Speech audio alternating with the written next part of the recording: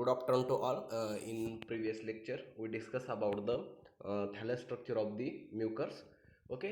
Now in this lecture, we actually start the life cycle of the mucus. Okay. सर्वांना थॅलस structure समजलं असेल. जर थॅलस structure समजलं असेल तर आपल्याला नेक्स्ट अँड इम्पॉर्टंट पॉईंट आहे तो त्याची लाईफ सायकल पाहणे. Okay.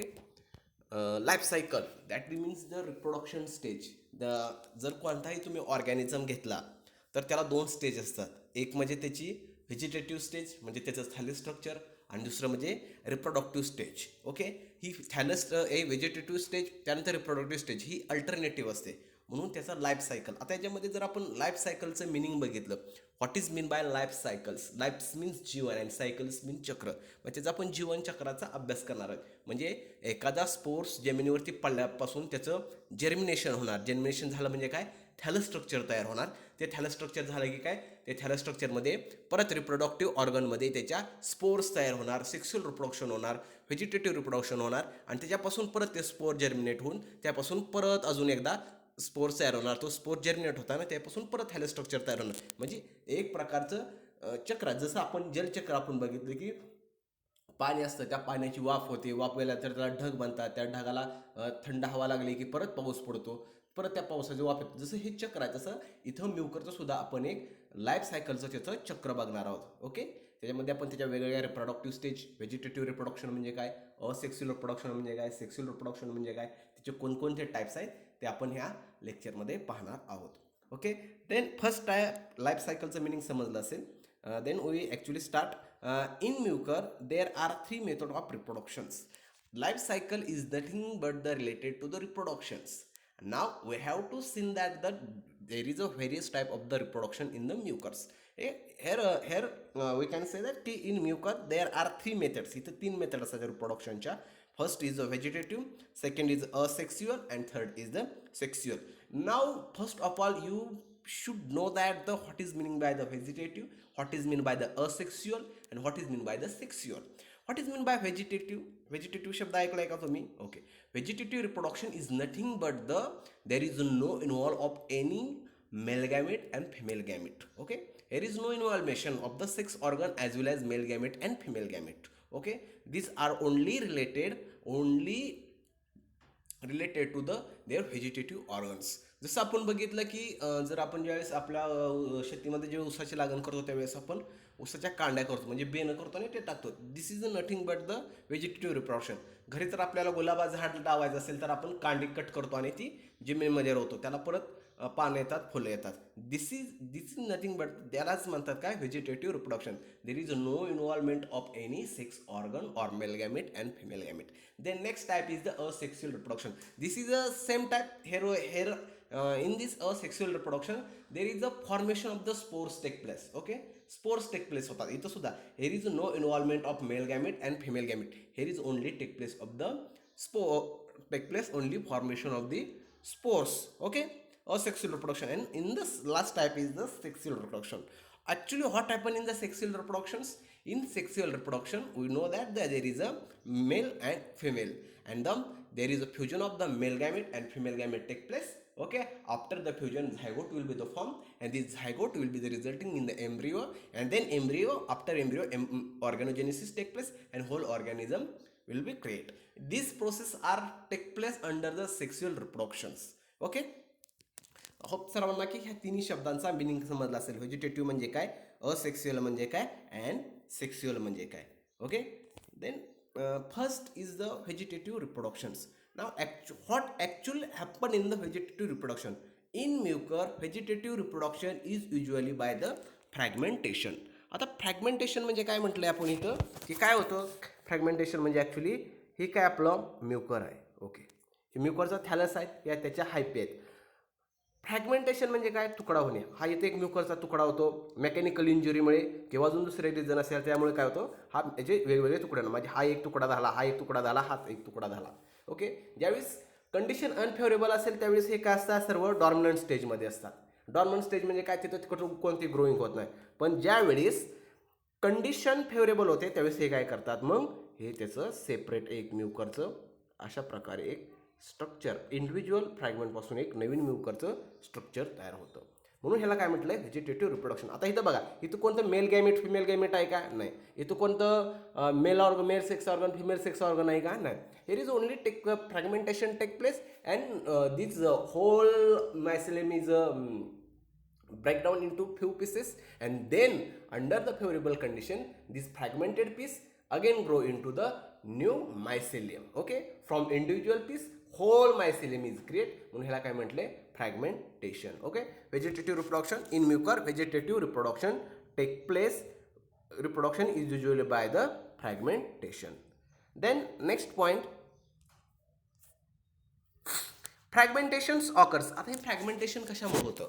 फ्रॅगमेंटेशन्स occurs due to the accidental splitting of mycelium. म्हणजे काय होतं, जे मायसेलियम आहे मी मगाशी दाखवलं तुम्हाला, त्याचं तुकडं तुकडं होतं.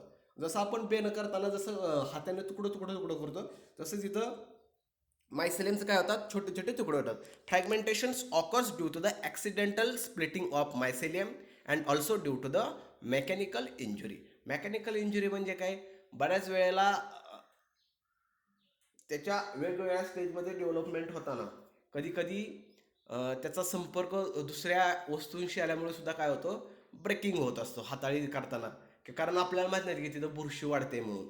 ओके, ती जर कशाला दुसऱ्याला घासलं गेलं किंवा दुसऱ्याबरोबर त्याची जर टक्कर झाली तर काय होतं, त्याचं स्प्लिटिंग होऊन जातं. Okay, this therefore we call it as the fragmentations occurs due to the accidental splitting of mycelium and also due to the mechanical injury.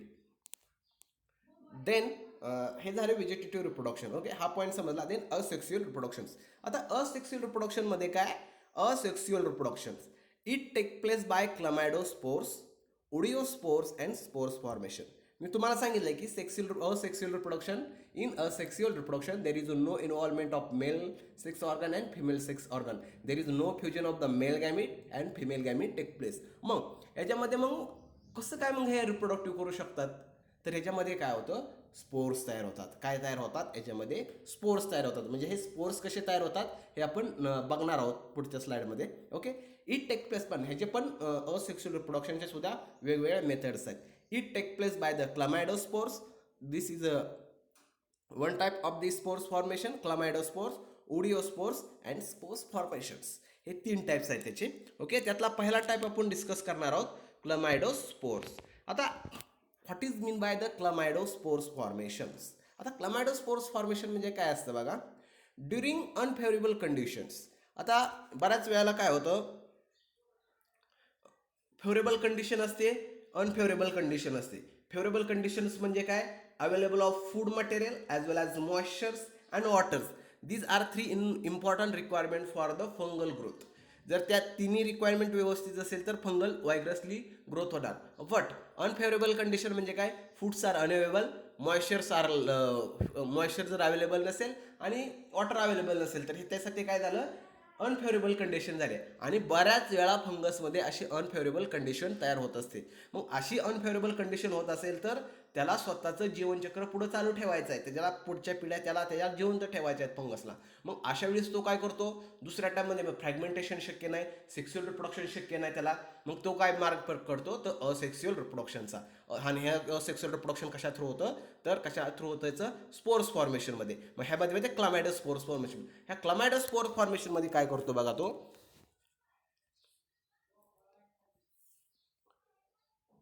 During unfavourable conditions. आता ही मायसेलियमची एक सेल आहे. ओके, ह्या सेलमध्ये काय असतो, न्यूक्लियस असतो. हा nucleus is nothing but the काय, याच्यामध्ये असते जेनेटिक इन्फॉर्मेशन स्टोअर केलेले असते in the form of DNA. आता ही जेनेटिक इन्फॉर्मेशन पुढच्या पिढीपर्यंत कॅरी करायची आहे त्याला, आणि कंडिशन तर अनफेवरेबल आहे, तो सेक्स्युअल रिप्रोडक्शन करू शकत नाही किंवा व्हेजिटेटिव्ह रिप्रोडक्शन करू शकत नाही. अशा वेळेस काय करतो, during unfavourable condition thick walled resting cells, मग काय करतो, त्याच्या भोवती एक थिक वॉल तयार करतो. काय करतो हा फंगस, त्याच्या भोवती थिक वॉल तयार करतो. During unfavourable condition thick walled resting cells are formed called as chlamydospores. ह्यालाच काय म्हणायचं, थिक वॉल सेल तयार करतो. म्हणजे नॉर्मली ही सेल आहे आणि त्याच्या भोवती तो थिक वॉल तयार करतो आणि एक स्पोर्स तयार करतो, त्याला काय म्हणतात, क्लमॅडोस्पोर्स. आता हा क्लमॅडोस्पोर्स काय होतं की थिक वॉल असल्यामुळे काय होतं, त्यावरती अनफेवरेबल कंडिशनच्या वेळेस जो काय ऊन वारा पाऊस याचा काय इफेक्ट होत नाही. ओके, आता ॲक्च्युली आपण हे क्लमॅडोस्पोर कसे तयार होतात हे पण बघूया आपण. Okay,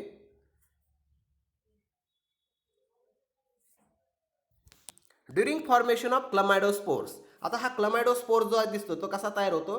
during formation of chlamydospores water is lost from cells. ह्या सेल्समधून काय होतं? वॉटर लॉस्ट होतं. तो काय करतो सुरुवातीच्या स्टेजमध्ये?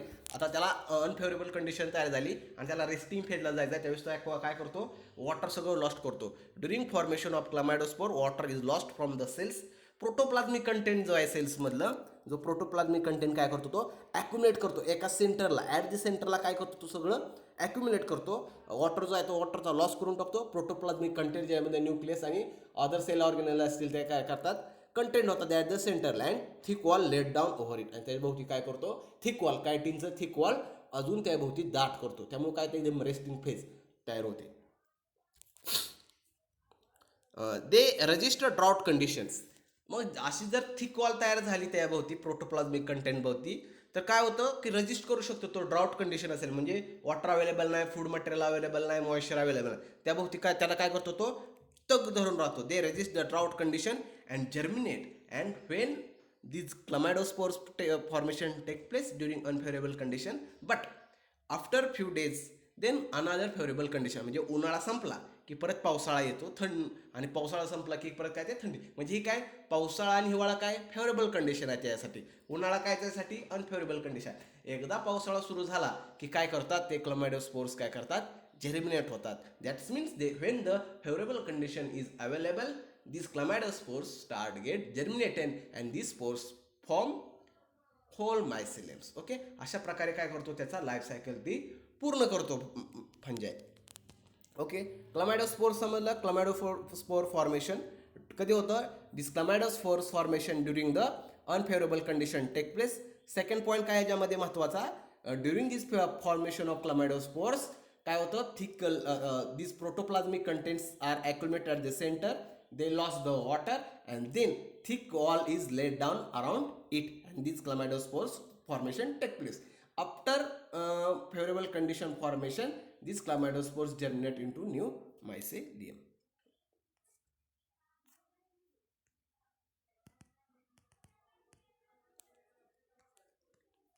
ओके, आता इथं स्लाइड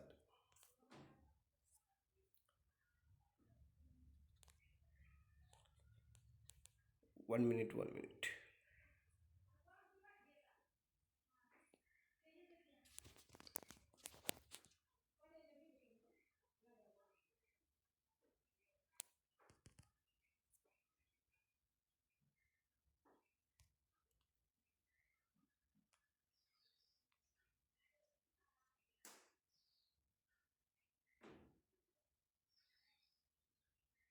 ओके,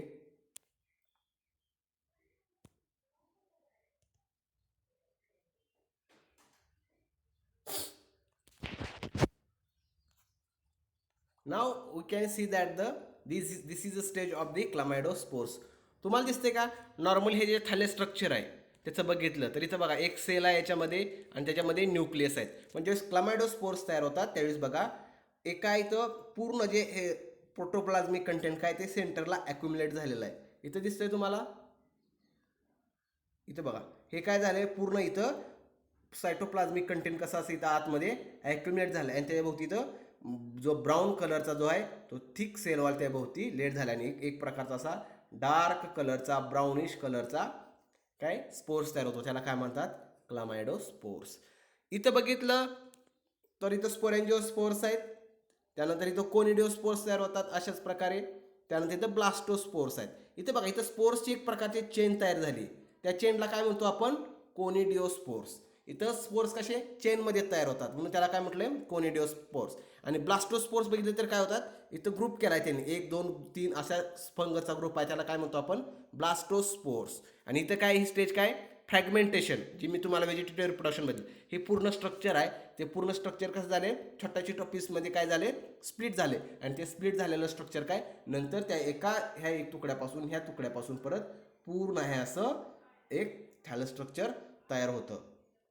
ओके, त्याच्यापासून असं पूर्ण म्युकरचं स्ट्रक्चर तयार होतं ह्या स्पोर्सपासून आणि ह्या फ्रॅगमेंटेशनपासून. अशा प्रकारे व्हेजिटेटिव्ह आणि असेक्सुअल रिप्रोडक्शन टेक प्लेस होतं. Then next oidia formation. जसं असं आपण क्लमायडो फॉर्मेशन बघितलं तसं उडिओ फॉर्मेशन तयार होतात. When the mycelium grows on sugary substratums. ज्यावेळेस मायसिलियम हे शुगरी सबस्टन्सवरती ग्रोथ होतं, ज्या मटेरियलमध्ये शुगरचा अमाऊंट जास्त आहे अशा पदार्थावरती, अशा प्रोडक्टवरती, अशा सबस्ट्रॅटमवरती ज्यावेळेस मायसिलियम ग्रोथ होतं. When this mycelium grows on the sugary substratum the coenocytic hyphae. Coenocytic hyphae म्हणजे काय? Hyphae with multinucleated cytoplasm without the cell wall. त्याला काय म्हणतो आपण? Coenocytic हायपी.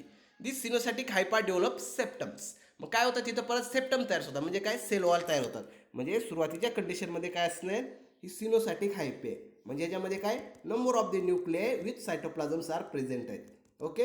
And when the mycelium grows on sugary substratums the coenocytic, ही काय? Coenocytic hyphae develop septum. Then they start develop septum. Okay. One cell one nucleus, one cell one nucleus काय करते? Septum develop. That is cell wall formation take place and divides into short multinucleated piece. इथे बघा परत काय होतं त्याचं? परत short मल्टीन्यूक्लिएट पीसमध्ये काय होतं? त्याचं डिवायडेशन होतं. Okay. Than next they become rounded. Then these multinucleated piece become rounded and इथं दिसतात तुम्हाला असे तयार झाले. हे मल्टीन्यूक्लिएटेड पीस हे परत काय होतात? Rounded. They become rounded and form the oidiospores and they form the oidiospores. Okay. अशा प्रकारे उडिओस्पोर्स तयार होतात ज्यावेळेस मायसिलियम हे शुगर रिच सबस्टन्सवरती ग्रोथ होतं. ओके. त्यानंतर काय होतात? मल्टीन्यूक्लिएटेड जी सिनोसायटिक हायपी आहे त्यामध्ये काय होतात? सेल वॉल तयार होतात आणि त्या सेल वॉलमधली एक सेल असते दीज आर मल्टीन्यूक्लिएटेड बनते आणि त्या वेगवेगळ्या पीसमध्ये काय होते? ती ब्रेकडाऊन होते. त्यानंतर तो मल्टीन्यूक्लिएटेड पीस आहे तो काय करतो? राउंडेड तयार होतो आणि त्याच्यापासून काय? उडिओस्पोर्स तयार होतात. Udiospore germinate on substratum and developed into new mycelium. When favorable condition available, these udiospores germinated on substratums and developed into new mycelium. Then spores formation आहे. हा खूप महत्त्वाचा आणि इम्पॉर्टंट पॉईंट आहे. तो आपण उद्याच्या लेक्चरला बघूया. आज तुम्हाला हे समजलं का? व्हेजिटेटिव्ह रिप्रोडक्शन, सेक्स्युअल रिप्रोडक्शन म्हणजे काय? असेक्स्युअल रिप्रोडक्शन, त्याचं मिनिंग, त्यांचं व्हेजिटेटिव्ह रिप्रोडक्शन फ्रॅगमेंटेशनमुळे कसं होतं ते पाहिलं आपण. त्यानंतर जे असेक्स्युअल रिप्रोडक्शनमध्ये दोन टाईप बघितले, दोन स्पोरचे. त्यामध्ये पहिला होता क्लामायडोस्पोर्स आणि दुसरा होता उडिओस फॉर्मेशन. ओके. ते दोन समजले असेल. तिसरा आहे जो स्पोर फॉर्मेशनचा, तो आपण उद्याच्या लेक्चरला पाहणार आहोत.